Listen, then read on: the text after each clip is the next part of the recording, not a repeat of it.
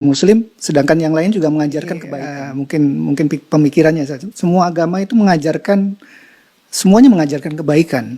Jadi apa harus kita berbeda dengan itu? Mungkin kadang-kadang kita diajukan dengan pertanyaan itu. Anda merasa benar sebagai Muslim, sedangkan yang lain juga mengajarkan kebaikan. Gimana kita mensikapi? Gini Mas, konsepsi agama itu kan bisa diuji dalam 3 aspek. Ya. Satu aspek ketuhanan, teologinya. Yang kedua aspek ibadah, tata cara dia ibadah. Yang ketiga muamalah, yang mengatur pedoman dalam berinteraksi secara sosial. Ya kan? Oke. Boleh jadi di aspek yang ketiga, semua menunjuk kepada yang benar. Mengajarkan interaksi yang benar dengan sesama. Silahkan Anda cek ya. Pasti semua agama mengatakan harus jujur, nggak boleh mencuri, kan? Nggak boleh berzina dan sebagainya. Jadi kalau ada yang membolehkan berzina, menipu dan sebagainya, dipertanyakan konsepsi keagamaannya. Di aspek yang ketiga ini, secara hukum sosial, semua bisa sepakat. Tapi dikatakan agama harus memenuhi unsur 2 lagi. Konsepsi ibadahnya bagaimana? Di agama pasti ada ibadah, karena ibadah itu konsekuensi dari keadaan seorang hamba yang menuhankan sosok Tuhan. Pembuktian dari sifat menuhankan itu adalah ibadah. Harus menyembah Tuhannya. Bagaimana konsepsinya? Caranya bagaimana dia beribadah? Diatur tidak? Cara dia ibadah seperti apa? Ditunaikan kapan? Bagaimana teknisnya? Apa maknanya? Apa hikmahnya? Apa implementasi ibadah itu bagi kehidupan? Di titik ini pasti akan ada perbedaan. Saya sebagai Muslim, ya dengan saudara-saudari kita sebangsa setanah air di non-Muslim, konsepsi ibadahnya pasti beda. Ya, saya di Islam. Kenapa saya meyakini Islam misalnya? Karena konsepsi ibadah saya, ya, yang saya jalani dalam Islam, itu menurut saya yang paling sesuai, paling lengkap, paling akurat, paling rasional. Ya, dari sisi sholatnya misalnya, ibadah pokok itu kan sholat. Waktunya jelas diatur, kapan saya mesti sholat. Panggilannya jelas. Kemudian bagaimana penampilan saya saat akan menunaikan sholat jelas. Apa yang harus saya lakukan sebelum sholat jelas. Sebelum sholat kamu wudhu dulu. Ada langsung firmannya dari Allah, bukan rekayasa manusia, bukan buatan Nabi Muhammad SAW, kan? Langsung dari Tuhan. Nih, Quran surah ke-5 ayat yang ke-6. Ini cara wudhunya begini, diatur, diterangkan oleh Rasul. Begini prakteknya. Kemudian sebelum sholat kenakan pakaian yang terbaik. Bahkan sejak ada panggilan dari masjid kita dengar. Quran surah ke-7 ayat 31. Ya bani Adam khudzu zinatakum 'inda kulli masjid. Kemudian setelah itu diatur bagaimana cara memulai ibadahnya, dari mulai takbir pembuka sampai dengan salam. Dijelaskan selain cara, maknanya apa, kenapa tangannya begini, kenapa bacaannya ini, artinya apa, hikmahnya apa.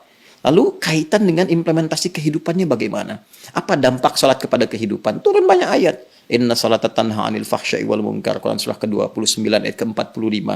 Nanti sholat ada kaitan dengan ketenangan hati, sholat kunci kebahagiaan, kesuksesan, dan dibuktikan oleh jejak sejarah. Orang-orang dulu ketika dia sholatnya benar, terjadi itu semua. Nah ini yang menjadikan kita yakin sebagai Muslim memeluk Islam. Bagi penganut agama lain, punya konsepsi sendiri. Kita nggak bisa paksakan semua sama di titik ini dalam konsep keberagamaan. Apalagi kalau sudah masuk ke konsep teologis, ketuhanan. Ya kan? Nah, untuk menentukan agama ini, ya benar sebagai agama, kan mesti punya konsep ketuhanan. Nah, Islam pun menawarkan kepada kita secara ilmiah dan objektif untuk menguji bagaimana sih standar untuk menetapkan zat itu sebagai Tuhan, ya kan? Apa ukuran-ukurannya? Maka Islam menyampaikan, misalnya di Quran surah ke-42 Asy-Syura ayat yang ke-11, laisa kamitslihi syai' di ujung ayatnya. Ya, sifat Tuhan itu nggak boleh sama dengan selain Tuhan. Ya, harus beda, 100% harus berbeda. Ya, jadi kalau misalnya manusia ini lemah, maka Tuhan mesti lebih kuat. Nggak boleh sama dengan makhluk. Kan? Kalau manusia berpasangan, Tuhan itu harus esa, harus tunggal misalnya. Demikian banyak hal yang bisa ditampilkan. Nah, konsepsi teologi ketuhanan ini setiap agama itu pasti berbeda. Ya kan? Nah, tinggal kita uji. Kan negara memberikan kepada kita hak penuh, merdeka untuk memilih. Dan dahsyatnya, Al-Quran memberikan kesempatan kepada kita itu secara merdeka. Terbuka untuk memilih. Bahkan dalam aspek teologi, di Quran surah ke-47 Muhammad, ayat yang ke-19, kata Allah, fa'lam. Anda mesti punya dasar pengetahuan. Annahu untuk menetapkan la ilaha illallah, untuk menetapkan tiada Tuhan selain Allah.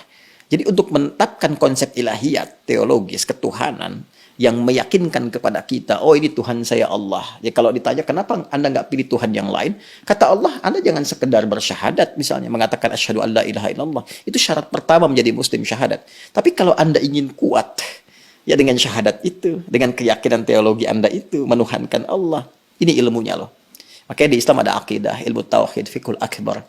Nah, jadi boleh jadi semua agama itu punya konsepsi yang sama dalam aspek muamalat, interaksi sosial yang membawa norma-norma kehidupan dalam ragam interaksi sosial.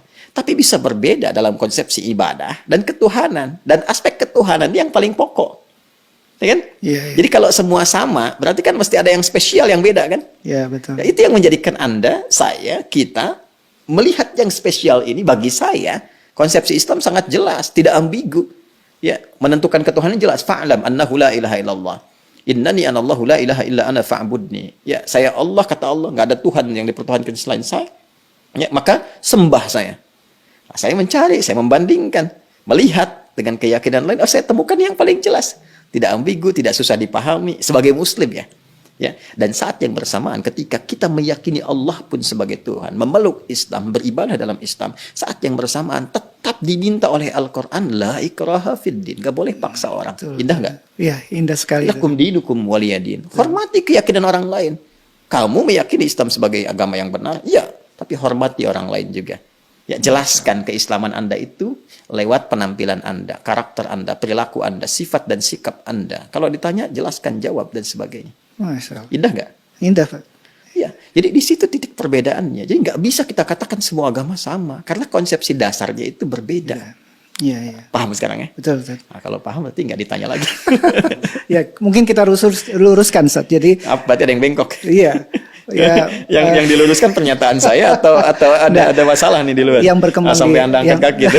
Yang berkembang di masyarakat, Ustaz. Jadi, Muslim yang semakin berilmu, otomatis makin toleran terhadap masyarakat di sekitarnya. Mungkin bisa dibilang begitu, Ustaz. Ya, bisa disimpulkan demikian, toleran dalam aspek-aspek yang perlu ditoleransi. Betul, betul, betul. Dan ini ekspresi toleransi itu pun sesuai dengan kebutuhannya. Jadi jangan berlebihan juga. Nggak bisa toleran itu misalnya, wah ini lebih berkembang lagi, ikut-ikutan beribadah sesuai dengan agama-agama orang lain. Ya, nggak mungkin itu ya. Anda nggak bisa toleransi ikut ke tempat ibadah orang. Justru itu intoleran yang sangat tinggi. Iya. Paham nggak maksudnya? Paham, Ustaz. Paham. Apa coba? Ulang lagi nanti. Bukan. Intoleran yang sangat tinggi. Kenapa? Iya, Kenapa? Karena saat dia hadir di kebebasan. tempat orang itu, hati dia meyakini bahwa itu salah. Iya, iya. Tapi dia terpaksa hadir di situ untuk mewujudkan konsepsi yang salah. Iya, iya. Saya toleran nih, datang ke tempat ibadah orang lain. Tapi di hati dia mengatakan ini salah nih, ini nggak benar nih. Iya. Nah, itu kan kalau dalam bahasa agama nifak, munafik, hipokrit gitu kan.